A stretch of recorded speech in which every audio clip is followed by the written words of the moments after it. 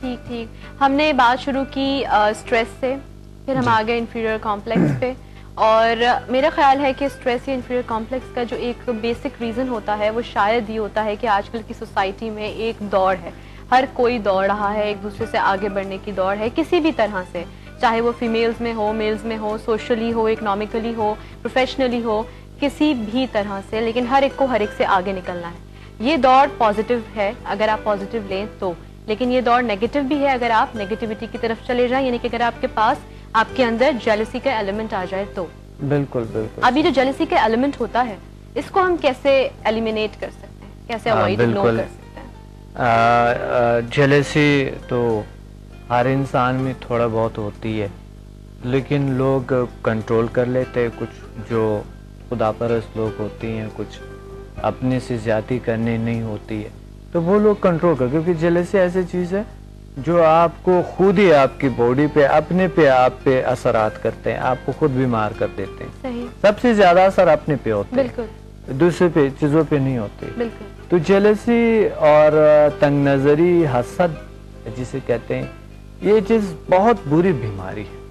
تو اس بیماری سے نجات کے لیے بھی ہپنوسس کی کیفیت میں جا کے آپ اس چیز سے نجات حاصل کر لیتے ہیں.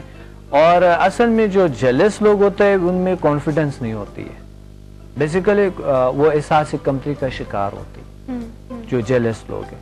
تو یہ آپ کو کچھ لوگ بہت نظر آتے ہوں گے کہ بہت تیز ہے, یا بہت بولنے میں, یا بہت چیز میں بہت اچھے ہیں, یا وہ ایسے ہیں ویسے, لیکن وہ احساس کمتری کا شکار ہوتے ہیں, اس کو جیلسی ہوتے ہیں اس چیز سے. تو جیلسی جس شخص کو ہے وہ انسان ضرور بیمار ہوتے ہیں. ہو سکتا ہے ان کو بہت ساری بیماریاں ہوں, اسٹریس کا شکار ہو, ڈپریشن کا شکار ہو, ٹینشن کا شکار ہو, جلدی امراض ہو ان کو, ہو سکتا ہے. اور ایسے لوگ جو ہے نا, ایک ابھی نئے ایک میں نے دیکھا ہے کہ بائیجینز ہوتی ہے جیلسی, اور ایسے لوگوں کا گروتھ نہیں کرتے, باڈی صحیح مقصد نہیں کرتے ہیں, یا ان کی قد چھوٹے ہوتے ہیں, یا کوئی ایسا کچھ ہوتے ہیں, لیکن مختلف لوگوں پہ مختلف قسم کے اثرات ہوتے ہیں اس چیز کے.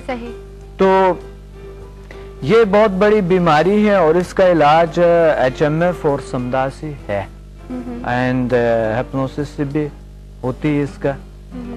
انسان اپنے آپ کو ریلیکس اور اپنے آپ کو طاقتور سمجھتے ہیں.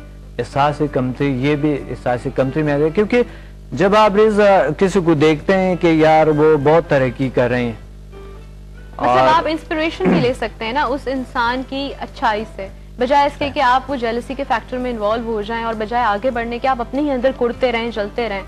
تو یہ ایلیمنٹ جو ہے نا, اس کو ہم نے اوائڈ کرنا سیکھنا ہے HMF کے ذریعے اور سمدا کے ذریعے. اور لیکن اس کو ہم ڈیٹیل میں ڈسکس کریں گے انشاءاللہ نیکسٹ ایپیسوڈ میں, یعنی کہ next Sunday. Thank you so very much doctor صاحب. ویلکم. یہ بڑا اہم ہے کہ ہم بتا دیں کہ مقصد احساس کمتری ہر انسان میں ہوتی ہے. جی جی.